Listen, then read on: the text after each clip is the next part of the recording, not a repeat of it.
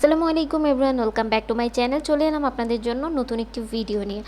ইউটিউবের ক্যাটাগরিতে প্রতিদিন কয়টি করে ভিডিও পাবলিশ করা উচিত, আজকের এই ভিডিওতে বিষয়টি নিয়ে আলোচনা করব। তবে আলোচনা শুরু করার আগে জানিয়ে রাখি, যারা ইউটিউবের ক্যাটাগরি জানেন না তাদেরকে আমি বলবো, আপনি যদি ইউটিউব আন্ডারের ভিডিওর মধ্যে থাকেন তাহলে দেখবেন সেখানে একটা ক্যাটাগরি সেকশন রয়েছে। সেখানে মোট 15টা ক্যাটাগরি রয়েছে। ইউটিউবের ক্যাটাগরি বলতে বোঝায়, ইউটিউবকে যদি আপনি লাইব্রেরির সাথে তুলনা করেন তখন দেখবেন লাইব্রেরিতে যেরকম বিভিন্ন ধরনের বইয়ের সেলফ থাকে, বিভিন্ন বইয়ের সেলফে সাজিয়ে রাখা হয়, ইউটিউবের মধ্যেও কিন্তু বিভিন্ন ধরনের ভিডিওগুলোকে বিভিন্ন সাইডে কিন্তু সাজিয়ে রাখা হয়। দর্শকরা যখন নির্দিষ্ট ধরনের ভিডিও দেখার জন্য আগ্রহ প্রকাশ করেন তখন ইউটিউব সেই ডিমান্ড অনুযায়ী নির্দিষ্ট সেলফ থেকে ভিডিওটা খুঁজে এনে সাহায্য করে। অনেক দর্শক কিন্তু মনে কোয়েশন থাকে যে ইউটিউবের ক্যাটাগরি ভীষণ গুরুত্বপূর্ণ। তো আমি বলবো হ্যাঁ, ক্যাটাগরি ভুল হলে কোনো রকম সমস্যা হবে এরকম মনে কিন্তু অনেকেরই প্রশ্ন থাকে। একটা সময় ছিল দর্শকরা জানতো না যে ইউটিউবে এক্স্যাক্টলি কীভাবে ভিডিও সার্চ করতে হবে, ইউটিউবেও কিন্তু জানতো না দর্শককে কিভাবে ভিডিও দেখাতে হবে। এই প্রক্রিয়াটা ধীরে ধীরে ইউটিউবে ডেভেলপ হয়েছে। যে এসআই সিস্টেম ইউটিউব অ্যালগরিদমের মধ্যে ইনভলভড রয়েছে সেটা ধীরে ধীরে ট্রেন্ড হয়েছে। এবার এই মুহূর্তে ইউটিউব অনেক বেশি পরিষ্কারভাবে বুঝতে পারে দর্শক কী চাইছে এবং কোন ভিডিও কোথায় রয়েছে। সেজন্য ইউটিউবের শুরুর দিকে ক্যাটাগরির যতটা গুরুত্ব রয়েছে আজ বাস্তবিক ততটা গুরুত্ব নেই।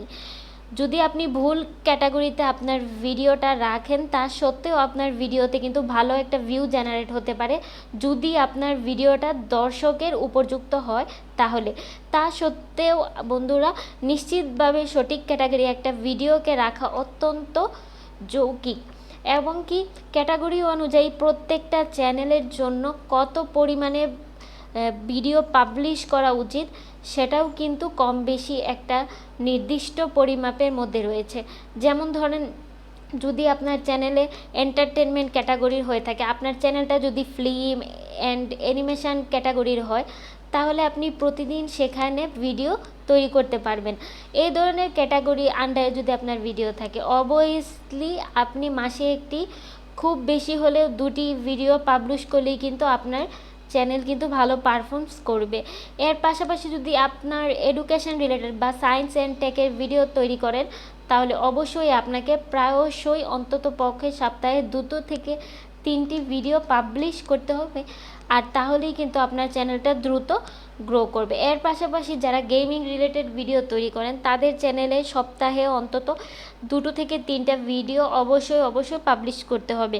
এছাড়া যারা স্পোর্টস ক্যাটাগরি, সেই সঙ্গে সঙ্গে যারা আর্নিং রিলেটেড ভিডিওস তৈরি করেন কিংবা ইউটিউব রিলেটেড টিক্সের ভিডিও তৈরি করেন, তারা তো ডেফিনেটলি প্রতিদিন ভিডিও পাবলিশ করা উচিত। ইউটিউবে কিন্তু কোন ক্যাটাগরিতে কয়টা ভিডিও পাবলিশ করা উচিত কোনো রকমের হিসাব নিকাশ করে কিন্তু ঠিক করা নাই। ইউটিউবে বিভিন্ন ক্যাটাগরির দর্শক বন্ধুরা যখন ভিডিও দেখতে আসে তাদের নেচারের উপরে, সেই সঙ্গে সঙ্গে একজন ক্রিয়েটার কত দ্রুত ভিডিও তৈরি করতে পারছেন তার উপর ডিপেন্ড করে একজন সিস্টেম তৈরি হয়ে রয়েছে। আর সেই জন্য ট্রাভেল, ফিল্ম, কমেডি এই জাতীয় ভিডিও তৈরি করতে কিন্তু দীর্ঘ সময় লাগে। সেই জন্য এই ক্যাটাগরিতে আপনি মাসে 1টি থেকে 2টি ভিডিও পাবলিশ করলেই যথেষ্ট। যদি আপনি আর্নিং রিলেটেড চ্যানেলস বা ইউটিউব রিলেটেড টিপসের কোনো ভিডিও তৈরি করেন তাহলে আপনাকে অন্ততপক্ষে সপ্তাহে 2 থেকে 3টি ভিডিও আপলোড অবশ্যই পাবলিশ করতে হবে। আপনার চ্যানেলের ক্যাটাগরি কী হওয়া উচিত, মোবাইল ফোনের মাধ্যমে আপনার চ্যানেলের ক্যাটাগরি আপনি দেখবেন। জানার জন্য আমার কমেন্ট সেকশানে কমেন্ট করুন।